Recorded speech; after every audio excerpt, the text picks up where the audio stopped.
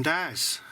This is an Amstrad 6011 radio from around about 1980. Reason I know why is I owned one. I was about 10 years old and I was gifted one. I don't know if it was for my birthday or for Christmas, but I was gifted one of these radios. But mine, I believe, was different because this one includes a CB band and mine did not. It had shortwave 1 and shortwave 2. It's a basic radio with the air band on it, shortwave bands, FM, long wave and medium wave broadcast bands, because we have long wave here in the UK if you weren't aware of that, well, only just now. And it was quite a sophisticated radio for me at the time, and I think I liked the Magic Eye, which was an LED, and of course LEDs were not that common really. It had bass and treble and a reasonable sized speaker.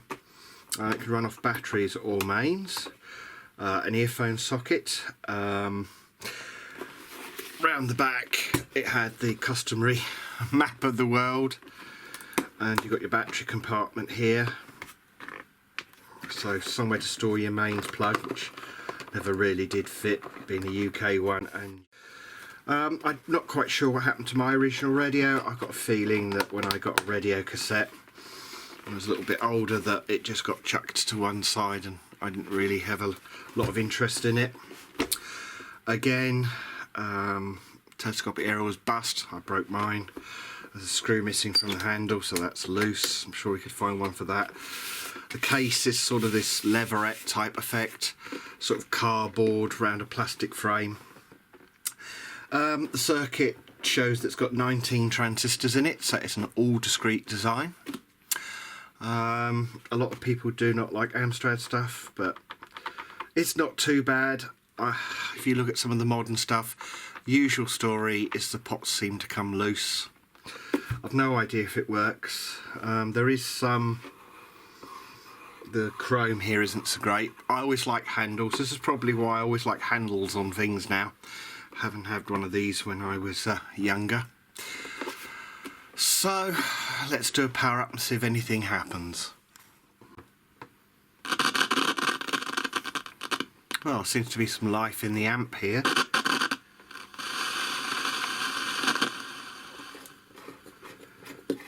Well, not much being received, but I suspect it'll be the Bandswitch that will need cleaning. Let's try again. Not much life there actually.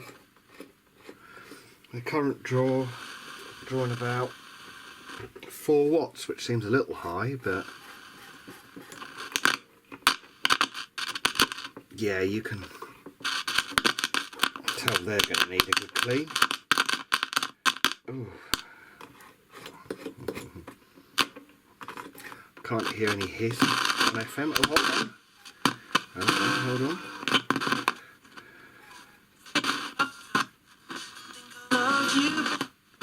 Ooh, I think the tuning capacitor's a little bit jumpy. Well, there was some FM there, so something's working. Right, let's get the back off and have a look. Well, here's the inside of the set. Sort of usual thing. Mains transformer. Reasonable size speaker. It's a Foster, 4 ohms at 2 watts. From what I remember, this is direct drive from the output transistors, which don't look huge to be honest, but I can just see them down there. There is an auxiliary. Oh, it's gone out of focus. Come on, back in focus, you. Right, there is that must be the extra capacitor, if I remember rightly, for the centre fine tuning control. There's your wave change switch, tuning capacitor and ferrite rod with long and medium wave on it. If I remember correctly, this unscrews with a screw there. There's only 2 screws holding the back on. Usual, this stuff's sort of usually cardboard sort of back. Reminds you of the old backs on radios, valve radios and televisions, doesn't it really? So let's just pop this off. there we go. Now we can see the whole board. Oh, that's interesting. Yes, I think these might be the output transistors Q19 or 18. I'll have to look at the circuit diagram, won't I? Here we go. Yeah, Q18 and 19. Safety parts, really? You wouldn't have thought so, would you? Yeah, push-pull output stage. You're running on, what was it, 6 volts, so you're not going to get more than about a watt. Interesting enough, there's 2 discriminators, so FM discriminator, so guess one's for wideband FM and the other one's for the CB band. So it was obviously designed to receive FM, so it probably dates this one probably nearer 1981, I guess, when CB was legalised in this country, using frequency modulation rather than AM that was used in a lot of other countries, including the USA. So yeah, that's the circuit. I see the LEDs driven by a couple of transistors, so that makes, really, if you take them off, that makes at least 17 transistors. That's an interesting circuit there, a bit of extra gain. So I'm wondering what the correct screws are and whether it would just pull out, allowing you to get to those pots properly. Well, having loosened this one here and this one here, which has sort of got a red, actually got red paint on, I can see the circuit board lifting and I can see the tuning scale coming along now. I'm assuming those two might hold the tuning scale, so we don't want to be undoing those ones.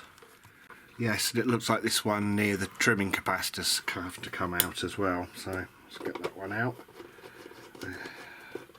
Fingers crossed. I've taken the knobs off the front and hopefully, fingers crossed.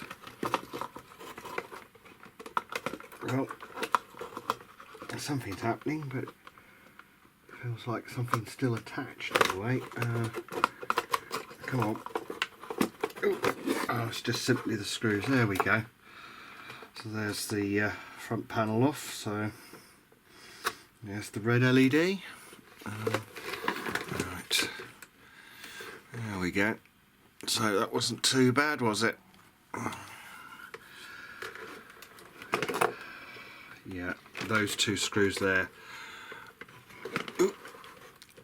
they hold the pulleys on, so yep, so no problem there. I really want to see if I've got a socket to fit these so I can tighten them up properly, because this long nose pliers isn't ideal, is it? But yeah, if I get them all out, I just decide to take them all out. Sometimes it's just not worth fiddling. Yeah, most of them seem to have a hole of some sort in them to get the fader lube in. That's got quite a nice hole there. This one has as well, so yeah, go down in there and that should do the job.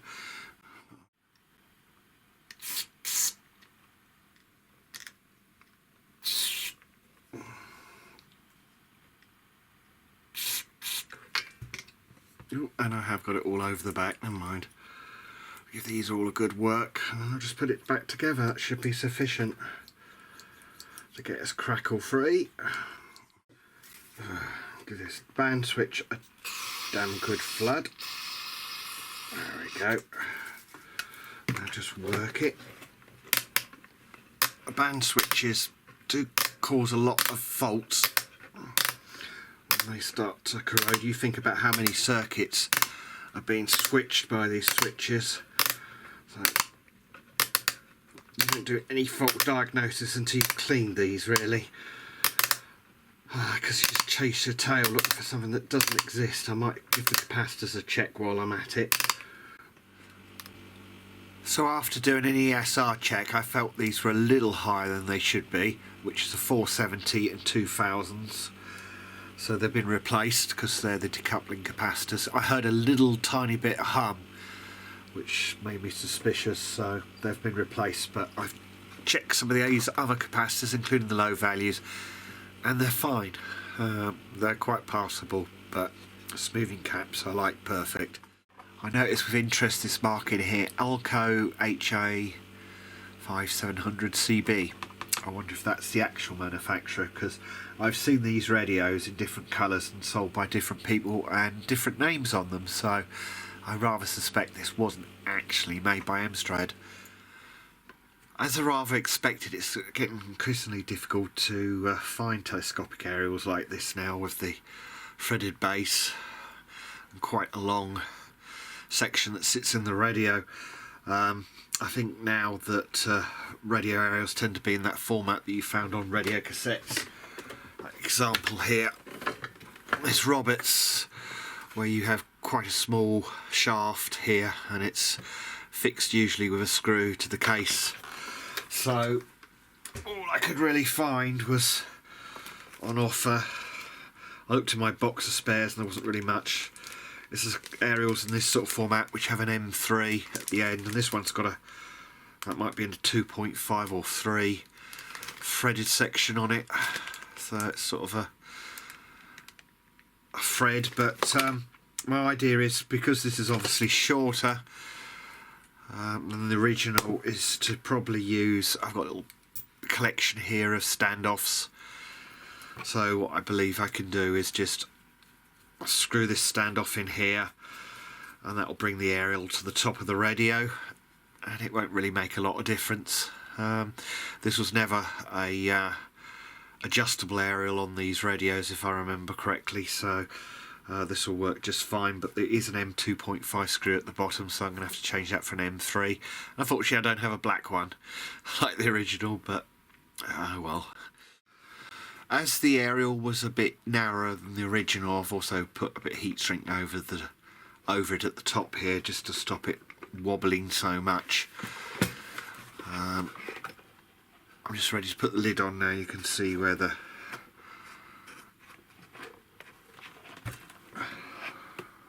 join is down here, where I've put the standoff to get it the right length.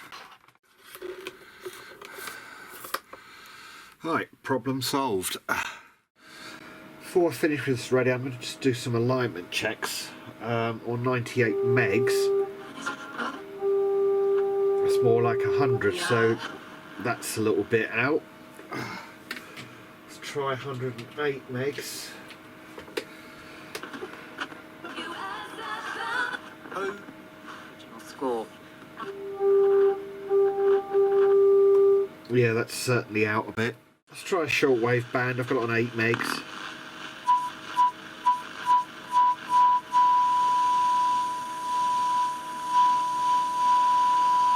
There's confirmation that the fine tune's working. That's not too far out. Let's try it a little bit further up the band. 22 megs.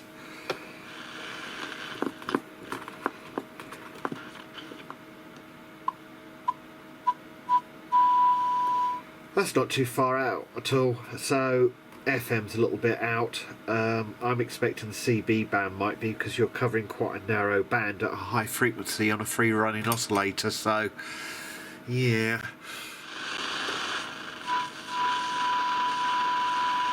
Well, medium wave seems fairly accurate. That's 1400 and that's exactly where it is. According to this, the low end is 27.56 and high end 28.1. So let's try 27.56, assume that will be channel 1. Yeah, that's quite a bit out. It's quite interesting how there's two frequencies mentioned here, 27.8 and 28.1. So I had a look at the legal 40 channel original band in the UK, and it's 27.6 to 27.99, which I'm more or less on, and I'm off the end of the scale. So yeah, that's going to need adjusting. There's adjustment here for the local oscillator, as you normally expect, I suppose. Inductor at low end and a capacitor at the high end, so I think I might have a fiddle with that, because that would make it a bit more usable if the channels are in more or less the right space. So looking at the diagram, because there's so much wax in here, this is the inductor for the local oscillator, that's its capacitor, and these two inductors here, they form a bandpass filter, so that's what you adjust to peak the RF signal level. So quite easy to get at. That'll be a plastic tool then.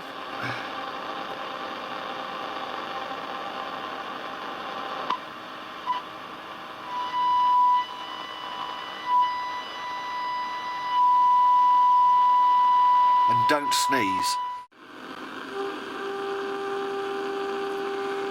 Yeah, the little short, it turns out that I can't get the capacitance down low enough to get channel 40 to appear on 40, so it's about 37.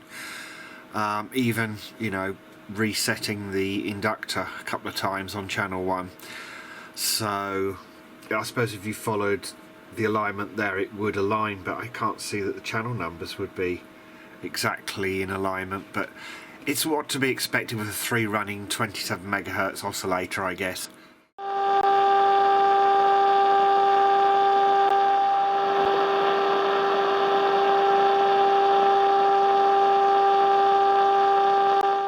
I did go for these points for aligning the bandpass filter.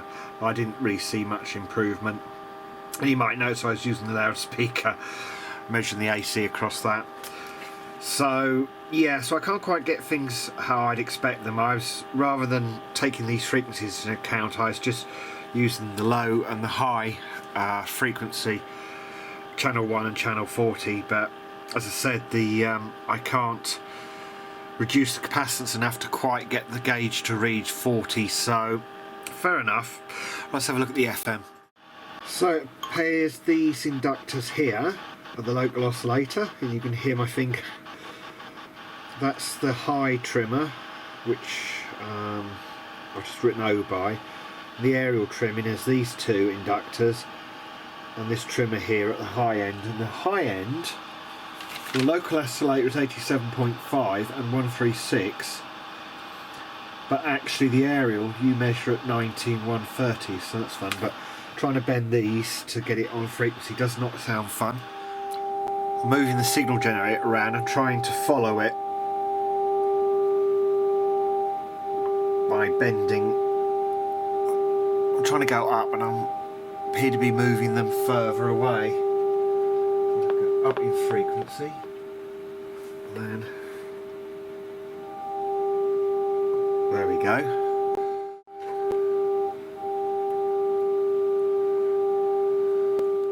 Now adjusting the oscillator at 130.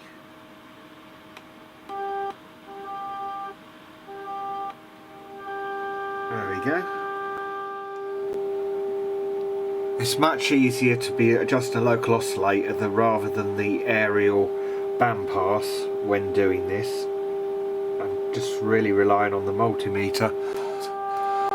So that's the aerial trimmer at 130 done. Let's have a look at medium wave.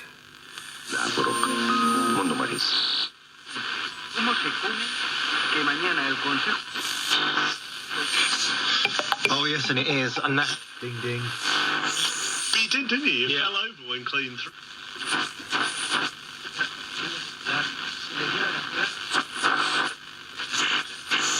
So I say.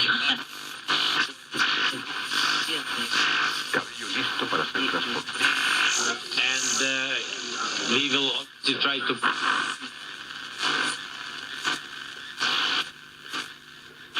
Are alive and have been killed by Hamas.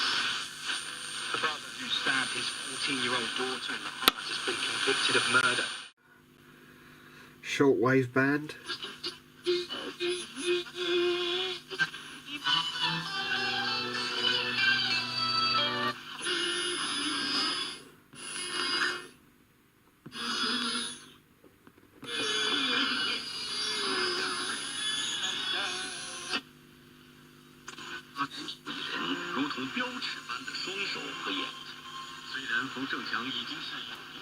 So fine-tune control is some use.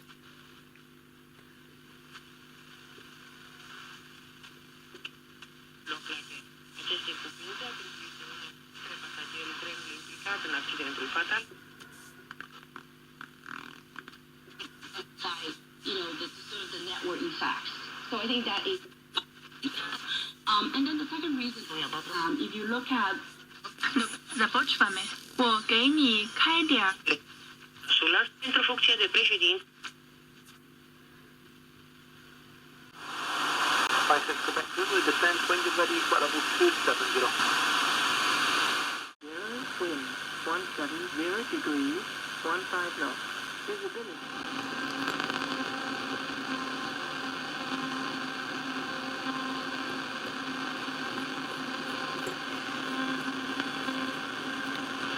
As I expected, nothing much going on. I guess when there's a good lift, skip, whatever you want to call it, I guess that it might be possible to hear something. I did run around with this the other day, and I did actually hear some SSB activity on the band, so it's just a case of hitting it when the conditions are right.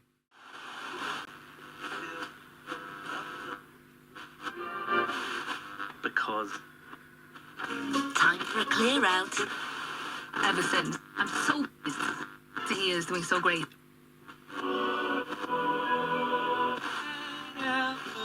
Was amazing. I love that. And then Well, it looks good. All the FM stations, my local FM stations, appear to where they should be. I was thinking in my head, this says FM air. It's AM modulation for aircraft. An FM demodulator is designed to reject AM. So I can only assume that what you're doing is tuning on the unlinear side of the demodulation. So you're slightly offset. So you are getting some sort of AM demodulation. do that.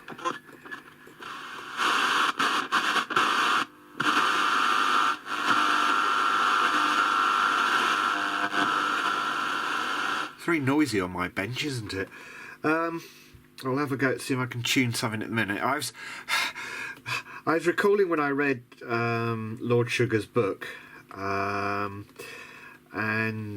basically Mug's Eyefull, and I was looking at some of the features of this radio. You can probably hear a slight mains hum, and I believe that's not the smoothing capacitors now, it's just the fact that there's unscreened connections to these volume controls, etc. as well, I think, is part of it. Because I can sort of hear harmonics of 50 Hertz. Anyway, yes, so what's the Mug's Eyefull on here? Well, this plate for a start, what does that do? These feet at the bottom, they don't do anything, they're entirely false. And the handles, well, you can't get your fingers in them, but they look good. It probably is why, you know, when I was 10 years old, that's probably where I've learnt to like radios with sort of metal handles on them, I guess. Now I've got older, but there you go. Anyway, so the one I had when I was younger, I've discovered, was the 6010. So that had 2 shortwave bands. And when I owned that radio and CB started, I did wish I had the one with the CB, because I later saw them in the shops. Not long after I'd had this one, I wouldn't have thought, about a year or so. So they must have just redesigned it and put that extra band in, and also a narrow band FM demodulator, just so you could demodulate the CB signals. But yeah, I remember listening to CB signals when I was younger, and I indeed did have a CB. It's a long time after that I actually went to amateur radio. It was a good 13 odd years, which was strange, but there you go. Anyway, I hope you found some interest in this video. I know it's an Amstrad, but it's not as bad as you think. Anyway, thanks for watching, and I'll see you soon.